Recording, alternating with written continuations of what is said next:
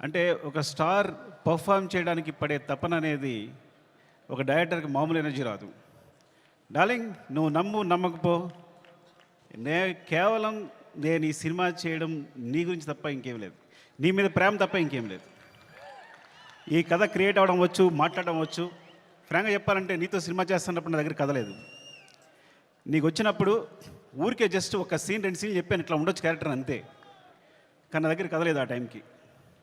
So నువ్వు నమ్మి నా తర్వాత నువ్వు నాకు ఇచ్చిన ప్రతి క్షణం నాతో మాట్లాడుతూ ఎనర్జీ కానీ, మన ఇద్దరం కూర్చున్నప్పుడు నువ్వు ఒక సీన్ చెప్పినప్పుడు నువ్వు ఇచ్చే తపన కానీ, సీన్ గురించి పడే తపన కానీ, ఈ వ్యక్తి కోసం ఏదైనా చేసేయచ్చురా. బికాజ్ సినిమానే మా ప్రపంచం. ఆ సినిమాలో ఈ సినిమాని ఒక స్థాయి తీసుకెళ్ళడానికి వ్యక్తి ప్రయత్నిస్తున్నాడు అంటే ప్రతి ఒక్కరికి ఒక ఎనర్జీ వస్తుంది. సెట్లో మొత్తం అందరికీ శ్రీవల్లి చెప్పినట్టు, శ్రీలీల చెప్పినట్టు, లేదా అందరూ నా టెక్నీషియన్స్ చెప్పినట్టు, నా అసిస్టెంట్ చెప్పినట్టు ప్రతి ఒక్కరికి కూడా ఏదైనా ఇప్పుడు ఫర్ ఎగ్జాంపుల్ అంటే ఒక ప్లాట్ఫామ్ క్రియేట్ చేస్తాడు తను ఈ హైలో. అది మైత్రి మూవీ కేసు అయినా మేమందరైనా సరే ఈ ప్లాట్ఫామ్లో మమ్మల్ని కూర్చోబెడతాడు. ఆ హైట్లోనే మా అందరం చేయాల్సి వస్తుంది. ఈ హైట్లోనే అందరూ, నేను కూడా అక్కడికి ఎక్కి వర్క్ చేయాలి. ఏ ఆర్టిస్ట్ అయినా, ప్రొడ్యూసర్స్ అయినా, టెక్నీషియన్స్ అయినా ఆ హైట్లోకి వెళ్ళి వర్క్ చేయాలి మేమందరం.